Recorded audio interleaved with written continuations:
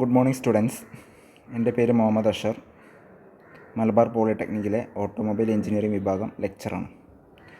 അപ്പോൾ നമ്മൾ ഇന്നിവിടെ ഡിസ്കസ് ചെയ്യാൻ പോകുന്നത് ഡിസൈൻ ഓഫ് ഓട്ടോമോട്ടീവ്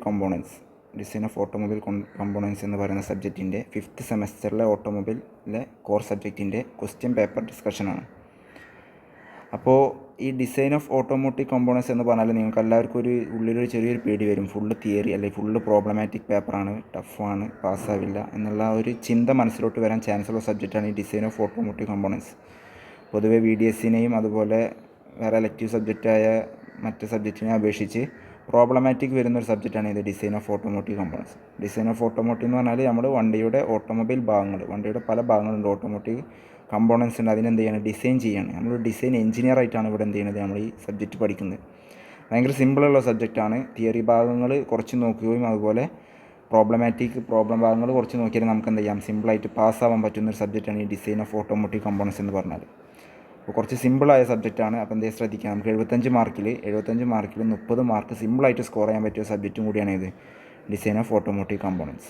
ഓക്കെ, നമുക്ക് എന്ത് ചെയ്യാം, ക്ലാസ്സിലോട്ട് കടക്കാം. ക്ലാസ് സ്റ്റാർട്ട് ചെയ്യാം. ആദ്യം ഞാൻ ഈ ഫസ്റ്റ് വീഡിയോയിൽ ഡിസ്കസ് ചെയ്യുന്നത് 1 മാർക്ക് ക്വസ്റ്റ്യൻ ആയിരിക്കും. 1 മാർക്കിൻ്റെ ക്വസ്റ്റ്യൻ ഏതൊക്കെയാണ് 1 മാർക്കിൻ്റെ ക്വസ്റ്റ്യൻ എന്ന് നമുക്ക് എന്ത് ചെയ്യാം, ഡിസ്കസ് ചെയ്യാം. ജസ്റ്റ് എന്ത് ചെയ്യാം, നമുക്ക് ക്വസ്റ്റ്യൻ വായിക്കാം, അതിൻ്റെ ആൻസർ ഒന്ന് എന്ത് ചെയ്യാം, ഒന്ന് പറഞ്ഞു പോകാം. ഓക്കെ, ഫസ്റ്റ് ക്വസ്റ്റ്യൻ ആണ് ഡിഫൈൻ കൈനമാറ്റിക് പെയർ. ഒരു കൈനമാറ്റിക് പെയർ എന്താണെന്ന് ഡിഫൈൻ ചെയ്യാം. ഞാൻ മുമ്പ് പ്രീവിയസ് ഇയറിൽ ചോദിച്ചതെന്ന് വെച്ചാൽ പ്രീവിയസ് ഇയർ ആയിട്ട് ചോദിക്കുന്ന കുറേ ക്വസ്റ്റ്യൻ പേപ്പർ ഉണ്ട്. അതിൽ നിന്നൊക്കെ ഫിൽട്ടർ ചെയ്തിട്ടുള്ള ഒരു ക്വസ്റ്റ്യൻ പേപ്പറാണിത്. അപ്പോൾ അതെന്തായാലും ഒന്ന് വായിച്ചു പോകാം. എന്താണ് kinematic pair? A kinematic pair or simply A pair is A joint of 2 links having relative motion between them. 2 link ഉണ്ടാവും, അല്ലെങ്കിൽ ഇവിടെ ഇതാ ഒരു എ എന്ന് പറയുന്ന ഒരു ജോയിൻറ്റ് ബി എന്ന് പറയുന്നത് ഈ പറയുന്ന 1 എന്ന ലിങ്കിനെയും അതുപോലെ ഇവിടുന്ന് സി എന്ന് പറയുന്ന ഈ ഭാഗത്ത് ഒരു 2 എന്ന ലിങ്കിനെയും കൂടി കണക്ട് ചെയ്താൽ ഒരു simply A pair of joint of 2 ലിങ്കാണ്. 2 ലിങ്കിൻ്റെ ഒരു പെയറാണ്. ഇതിനെന്തുണ്ടാവും, രണ്ടിനും ഒരു ചലനം അല്ലെങ്കിൽ ഒരു മോഷൻ, ലിങ്ക് 1ഉം ലിങ്ക് 2വിനും ഒരു മോഷൻ അല്ലെങ്കിൽ ഒരു ചലനം ഉണ്ടെങ്കിൽ നമുക്ക് എന്ത് പറയാം, ഇതൊരു കൈനമാറ്റിക് പെയറാണെന്ന് പറയാം. അപ്പോൾ എന്താണ് കൈനമാറ്റിക് പെയർ എന്ന് പറഞ്ഞാൽ? എന്താണ്? Kinematic pair is A simply A pair of is A joint of 2 link having relative motion between them. 2 link ഉണ്ടായിരിക്കണം. നമ്മൾ മെയിനായി ശ്രദ്ധിക്കേണ്ടത് 2 ലിങ്ക് ഉണ്ടായിരിക്കണം. ആ 2 ലിങ്കിനും എന്ത് വേണം, ഒരു ജോയിൻറ്റ് ഉണ്ടാവും, അതുപോലെ എന്തുണ്ടാവും, അതിനൊരു മോഷനും ഉണ്ടായിരിക്കണം, ഒരു ചലനവും ഉണ്ടായിരിക്കണം. അപ്പോൾ ആ ഒരു സെക്ഷൻ എന്നല്ലെങ്കിൽ ആ ഒരു സംഭവത്തെ പറഞ്ഞ പേരാണ് കൈനമാറ്റിക് പെയർ. ഓക്കെ, അടുത്തതാണ് name any 2 type of design.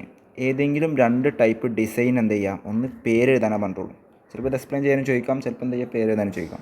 ഇത് നമ്മൾ ഫസ്റ്റ് മോഡ്യൂൾ പഠിച്ചതാണ്. എന്തൊക്കെയാണ് 3 ടൈപ്പ് ഡിസൈനുകൾ പഠിക്കാനുണ്ട്. ഒന്ന് അഡാപ്റ്റീവ് ഡിസൈനാണ്, രണ്ടാമത്തേത് ഡെവലപ്മെൻറ്റ് ഡിസൈൻ, മൂന്നാമത്തേത് ന്യൂ ഡിസൈൻ. അപ്പോൾ ഇതെന്താണ് കാര്യങ്ങൾ, ഏതൊക്കെയും 2 നിങ്ങൾക്ക് എളുപ്പമുള്ള ഏതെങ്കിലും 2 എന്ത് ചെയ്യാം, നിങ്ങൾ ഒന്ന് പഠിച്ചു വെക്കാം. ഓക്കെ, അടുത്തത് ലിസ്റ്റ് 2 ടൈപ്സ് ഓഫ് കീസ്. ഏതെങ്കിലും 2 ടൈപ്പ് കീ എന്ത് ചെയ്യുക, ഒന്ന് ലിസ്റ്റ് ചെയ്യാൻ.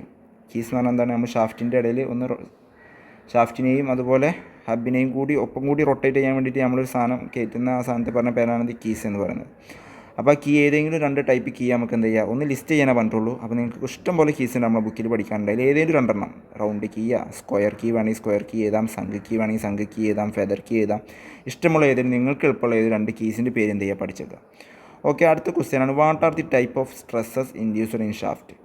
ഒരു ഷാഫ്റ്റിൽ ഇൻഡ്യൂസ് ചെയ്യുന്ന സ്ട്രെസ്സസ് ഏതൊക്കെയാണെന്ന്. ഒരു ഷാഫ്റ്റ് എന്തിനാണ് നമ്മൾ യൂസ് ചെയ്യുക, പവർ ട്രാൻസ്മിറ്റ് ചെയ്യാനാണ് എന്ത് ചെയ്യുക, ഷാഫ്റ്റ് യൂസ് ചെയ്യുക. ആ ഷാഫ്റ്റ് യൂസ് ചെയ്യുമ്പോൾ അതിൽ എന്തുണ്ടാവും, ഒരു സ്ട്രെസ് വരും, ഒരു ഫോഴ്സ് വരും. ഫോഴ്സ് ബൈ ഏരിയ പറഞ്ഞ പേരാണ് സ്ട്രെസ് എന്ന് പറയുന്നത്. അപ്പോൾ ആ സ്ട്രെസ്, ഒരു ഷാഫ്റ്റിൽ ഇൻഡ്യൂസ് ചെയ്യുന്ന സ്ട്രെസ് ഏതൊക്കെയാണെന്ന് ചോദിച്ചിരിക്കുന്നത്. ഏതൊക്കെയാണ്? ഷിയർ സ്ട്രെസ് എഴുതാം, അതുപോലെ ബെൻഡിങ് സ്ട്രെസ് എഴുതാം, അതുപോലെ stress due to combined torsion and bending load. Shear മൂലം ഉണ്ടാകുന്ന സ്ട്രെസ് എഴുതാം, ബെൻഡിങ് ലോഡ് വരുമ്പോൾ ബെൻഡിങ് മൂലം ഉണ്ടാകുന്ന സ്ട്രെസ് എഴുതാം, അതുപോലെ ടോർഷണലും ബെൻഡിങ് ലോഡ് മൂലം ഉണ്ടാകുന്ന സ്ട്രെസ് എഴുതാം. ഏതെങ്കിലും 2 സ്ട്രെസ് എന്ത് ചെയ്യാം, ഒന്ന് പഠിച്ചു വെച്ച് പോകാം.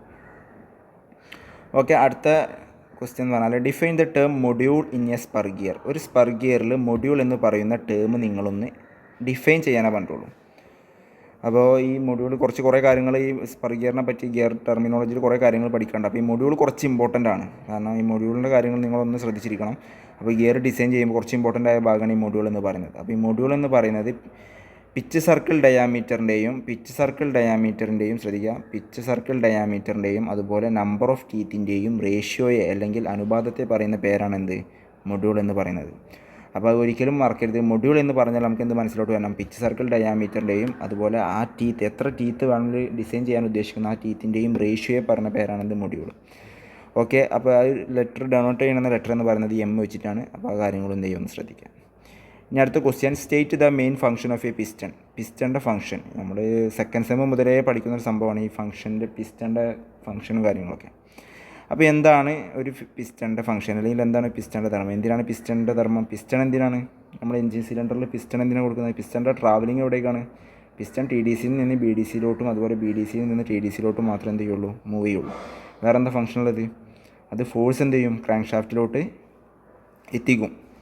ഫോഴ്സ് എന്ന് വെച്ചാൽ നമ്മൾ പിസ്റ്റൻ്റെ മുകളിൽ വെച്ചിട്ടാണ് എന്ത് ചെയ്യുക, പെട്രോൾ ആയിക്കോട്ടെ ഡീസൽ ആയിക്കോട്ടെ എന്തും കത്തുന്നത് അല്ലെങ്കിൽ എക്സ്പ്ലോഷൻ നടക്കുന്നത് എവിടെ വെച്ചിട്ടാണ്, പിസ്റ്റൻ്റെ മുകളിൽ വെച്ചിട്ടാണ്. ആ ഒരു എക്സ്പ്ലോഷൻ മൂലം എന്ത് ചെയ്യും, ആ ഒരു പൊട്ടിത്തെറി മൂലം നമുക്ക് എന്ത് ചെയ്യണം, ആ ഫോഴ്സ് എവിടേക്ക് എത്തുകയാണ്, ക്രാങ്ക് ഷാഫ്റ്റിലോട്ട് എത്തുകയാണ്. അതിന് മെയിനായിട്ട് സഹായിക്കുന്നത് ആരാണ്, പിസ്റ്റൺ. അപ്പോൾ ഇനി engine it purpose to transfer force from expanding gas in the cylinder to the crank shaft. അത് നമ്മൾ സെക്കൻഡ് സെമ്മ് മുതലേ പഠിക്കുന്ന ഒരു കാര്യമാണ്, എന്താണ് ഈ പിസ്റ്റൺ, ക്രാങ്ക് ഷാഫ്റ്റ്, അതിൻ്റെയൊക്കെ ഫംഗ്ഷൻസ്. അപ്പോൾ കുറേ കാര്യങ്ങൾ ഈ ഡിസൈനിൽ വരുന്നുണ്ട്. അങ്ങനത്തെ കാര്യങ്ങളൊക്കെ ഒന്ന് മനസ്സിൽ ഒന്ന് വായിച്ച് പോയാൽ നമുക്ക് എന്ത് ചെയ്യാം, എക്സാം സുഖമായിട്ട് പാസ്സാം.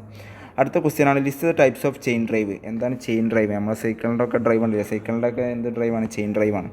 അപ്പോൾ 2 ടൈപ്പ് ചെയിൻ ഡ്രൈവ് ഉണ്ട്. അപ്പോൾ ഒന്ന് റോളർ ചെയിനാണ്, അതുപോലെ എന്താണ് സൈലൻറ്റ് ചെയിനാണ്. അപ്പോൾ ഈ റോളർ ചെയിൻ്റെയും സൈലൻറ്റ് ചെയിൻ്റെയും എന്ന് ലിസ്റ്റ് ചെയ്യാനാണ് പറഞ്ഞത്. 2 ടൈപ്പേ പഠിക്കാനുള്ളൂ, നമുക്ക് ഇത് സിലബസിൽ പ്രത്യേകം എടുത്ത് പറഞ്ഞതാണ് ടൈപ്സ് ഓഫ് ചെയിൻ ഡ്രൈവ്. അപ്പോൾ അതിൻ്റെ കാര്യങ്ങളൊക്കെ എന്ത് ചെയ്യുക, ഒന്ന് മനസ്സിലാക്കി വെക്കുക. ചെയിൻ ഡ്രൈവ് ഏതാ 2 ടൈപ്പ്, റോളർ ചെയിനും സൈലൻറ്റ് ചെയിനും ഉണ്ട്. അപ്പോൾ റോളർ ചെയിനിൽ എന്തുണ്ടാവും, ഒരു റോളർ ഉണ്ടാവും, അതുപോലെ ബുഷ് പിന്നൊക്കെ ഉണ്ടാവും. അതുപോലെ അത് യൂസ് ചെയ്യുന്നത് നമ്മളെ ബൈക്കിലും മോട്ടോർ സൈക്കിളിലും അതുപോലെ സൈക്കിളിലൊക്കെ യൂസ് ചെയ്യുന്ന ചെയിൻ ഏതാണ്, റോളർ ചെയിനാണ്. നമ്മൾ സൈക്കിളൊക്കെ എല്ലാവരും ചവിട്ടിരുന്ന ആൾക്കാരൊക്കെ ആവും. അപ്പോൾ നമ്മൾ ബൈസിക്കിൾ, നമ്മളിപ്പോൾ 2 ടൈപ്പ് ചെയിൻ ഡ്രൈവ് ഉള്ളത്. അതിൻ്റെ നമ്മൾ സൈക്കിൾ യൂസ് ചെയ്യുന്ന ചെയിൻ, അതിന് പറഞ്ഞ പേരാണെന്ത്, റോളർ ചെയിൻ. പിന്നെ അതുപോലെ ഹെവി ലോഡൊക്കെ ട്രാൻസ്മിറ്റ് ചെയ്യാൻ ഉപയോഗിക്കുന്ന ചെയിനാണ്, അതാണ് എന്ത്, സൈലൻറ്റ് ചെയിൻ. കുറച്ച് സ്മൂത്തായിരിക്കും. അതുപോലെ എന്താണ് റോളർ ചെയിനിനെ അപേക്ഷിച്ചിട്ട് എന്തായിരിക്കും, ഒന്ന് സ്മൂത്തായിരിക്കും, സൗണ്ടും എന്തായിരിക്കും, കുറവായിരിക്കും. അപ്പോൾ 2 ടൈപ്പ് ചെയിൻസാണ് നമുക്ക് പഠിക്കാനുള്ളത്. ഓക്കെ, അപ്പോൾ ഈ 1 മാർക്കിൻ്റെ ക്വസ്റ്റ്യൻസ് ഇത്രയും കാര്യങ്ങൾ, ഇതൊന്നും ആവില്ല ചിലപ്പോൾ എക്സാമിന് നമുക്ക് സിലബസ് മൊത്തം. എന്നാലും നമ്മൾ ഒന്ന് എന്ത് ചെയ്യുക, ഒന്ന് വായിച്ച എല്ലാ കാര്യങ്ങളൊക്കെ ഒന്ന് എന്ത് ചെയ്യുക, ഒന്ന് വായിച്ചിട്ട് നമ്മൾ പോവുക. അത് സിമ്പിൾ കാര്യങ്ങളാണ്.